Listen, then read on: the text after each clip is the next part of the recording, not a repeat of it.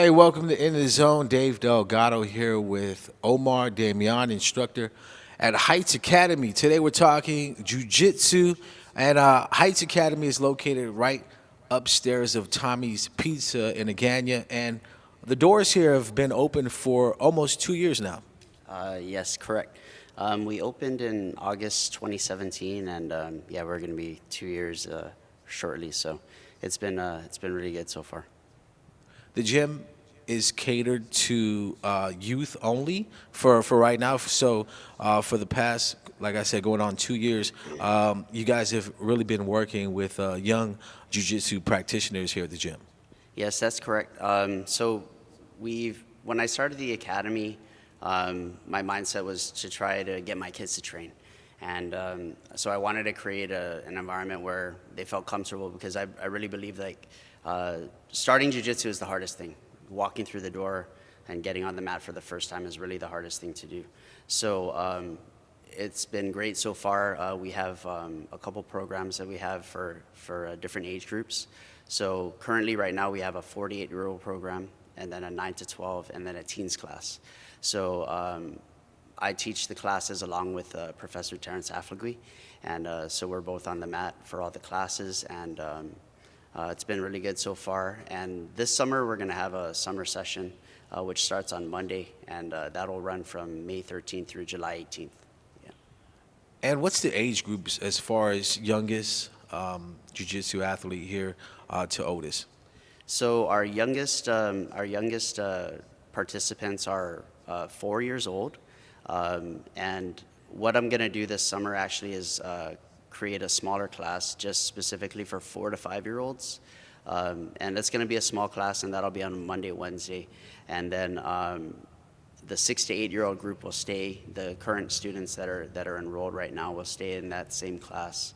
And then the existing 9 to 12 year old group and the teens class. So obviously for summertime, we just finished our spring semester, and people are invited to enroll if they're interested.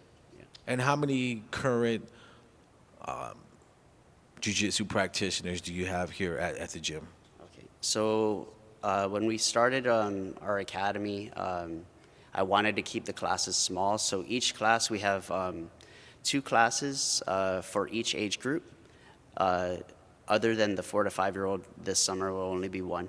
But for the 6 to 8 year old, the 9 to 12, and the teens classes, we'll have a Monday, Wednesday class and a Tuesday, Thursday class. So that'll be two classes each. And then we max I try to limit the enrollment to 22 per class to make sure that the mat's not overfilled, and you still get the quality of instruction that you would want for your child if you're paying for instruction. So right now, the academy, we have about close to 100 students.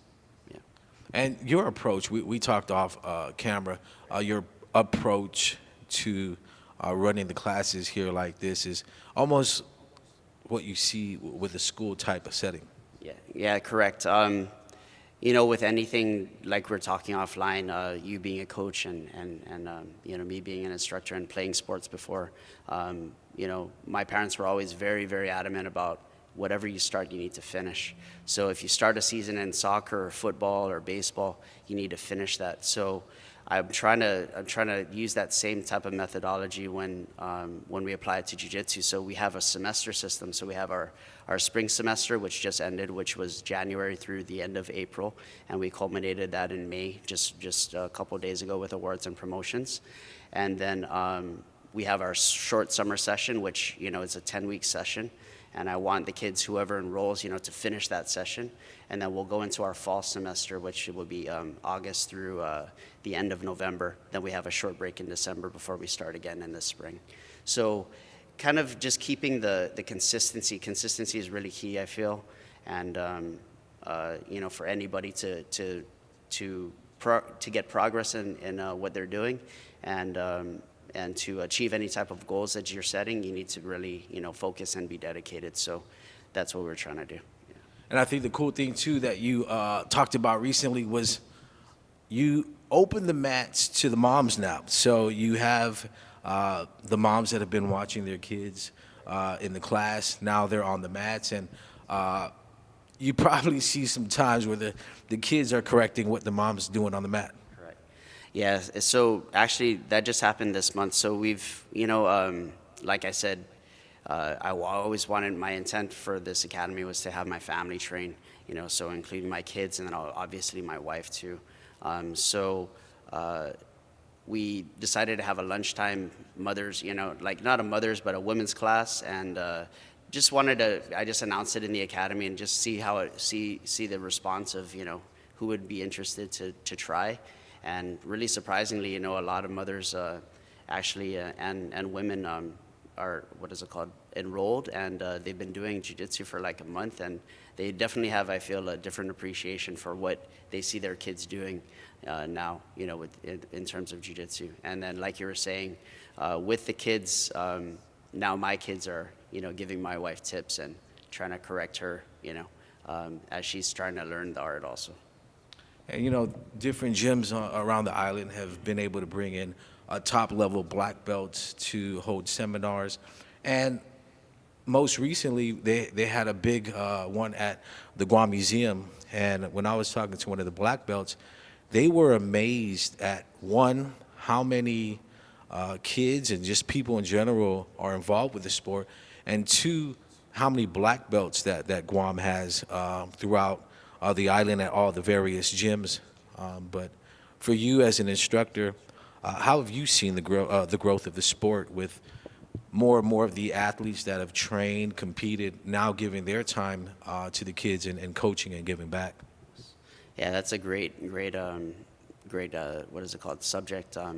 First and foremost, I think that the island is a big island. I mean, we have a lot of people that don't train jiu-jitsu, and I really feel that everybody on the island should train jiu-jitsu, no matter what age group, whether you're young or you're even like at 60 or 70 years old, because you just need to find the right environment. So it's really, like you're saying, for people to give back and offer the opportunity for people to train. That's really what I wanted to do, is offer the opportunity for kids to train, and it's been great to see.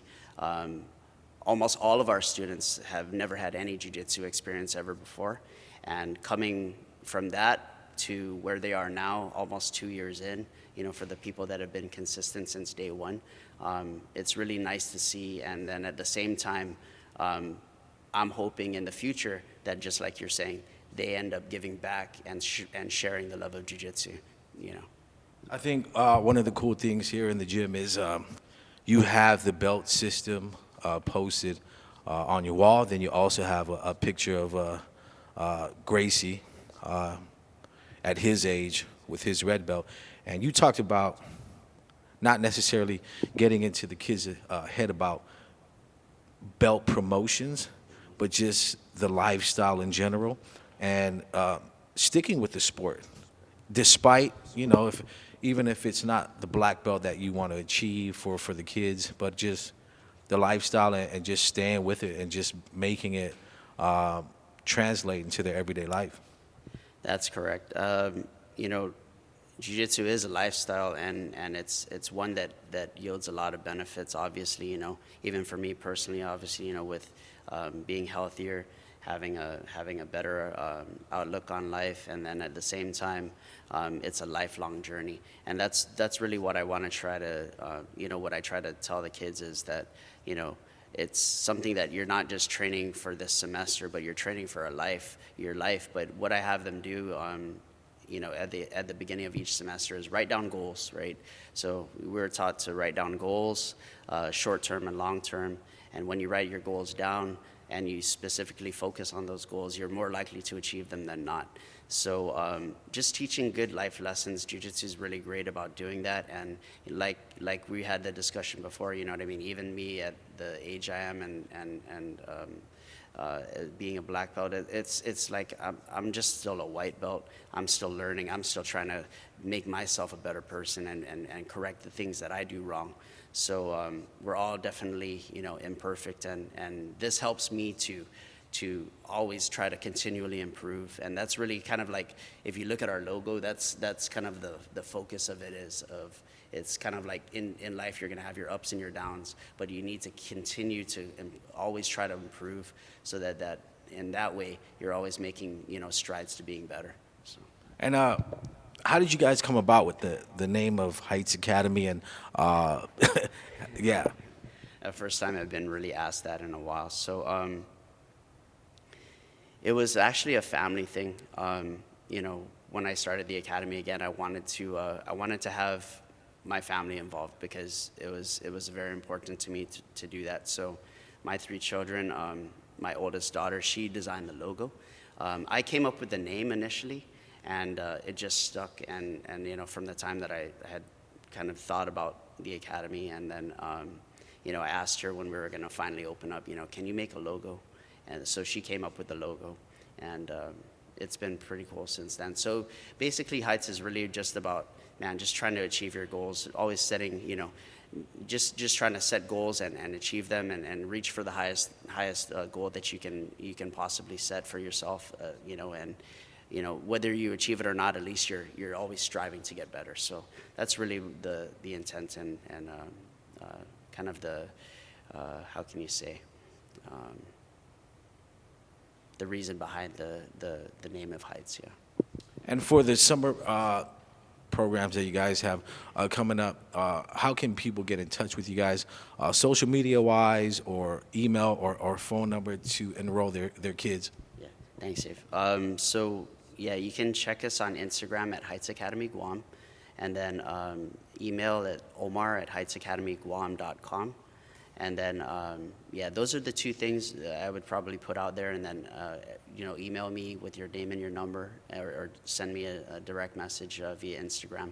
And then, yeah, we can talk, and make sure that our academy is right for you. And as we kind of discussed earlier, it's jiu-jitsu. Man, there are some great academies out there, and obviously everybody has really good jiu-jitsu on the island, very high level, and it's really a personal thing. So, man, go find a place to train. Put your kids into jiu-jitsu this summer. You know what I mean? And I'm almost positive that you'll be glad you did. And for another gym like Heights Academy, I guess it offers more students to test their skills. Not competition's not for all of them, but for those that have been training and putting in the work on the mat, it's something that might have been a goal for themselves. Like when you write a goal, I want to compete one day, and when they feel like it's time, it's almost like a different switch, because then you see the training, them pushing themselves a little harder, and really focused, because they're like, coach, instructor, how can I do this and that? Because they feel like they're almost ready for that point where, okay, I'm going to step on the mat and represent my gym. Yeah, that's true. Competition isn't for everybody, but at the same time, any of our students that are interested in competing, for sure will support 110%. And like you were saying, people that are competitive within the academy that go in and compete in any tournament, it's going to make you better. And from them getting better, they're going to bring that back to the academy, and they're going to make everybody within the academy better. So just having really good positive vibes, man, and having good sportsmanship, just like we're talking about with the kids, and you being a coach of football, man, jiu-jitsu is a positive thing. It should be looked at as a learning experience. Win or lose, you just you shake hands, and you guys go and have a barbecue afterward as an entire group, because we're really, for me, I feel it's like we want to support jiu-jitsu, Biba jiu-jitsu for everybody, and every academy on the island, positive vibes to everybody. And what can we expect for the moms, and anything else lined up in the near future for them to be more consistent on classes? So we're just trying to grow. I'm trying to grow this slowly. And the mom's class, the women's class was, kind of a result of that. And at the same time, I don't have necessarily like big plans to announce or anything like that for the future. But as things go, and as we feel that I don't want to overextend myself. The intent of the academy was for kids, and to really focus on that. So we'll see where the future takes us. Yeah. All right. Any last words, info you want to get out for Heights Academy in general? And I just want to say thank you for this opportunity to KUAM. To all of the fellow black belts on the island, man, much respect to everybody and to each academy on the island. Everybody's doing really great things, and I really feel that the public should just take the opportunity to, if you're not involved in jiu-jitsu, man, get involved and come and check it out, because it's really a great thing. And I promise that when you find the place that's for you, you'll be really happy that you did. Yeah. All right. Well, thanks for coming on the show. That's going to do it for us here at In the Zone. See you next Thursday.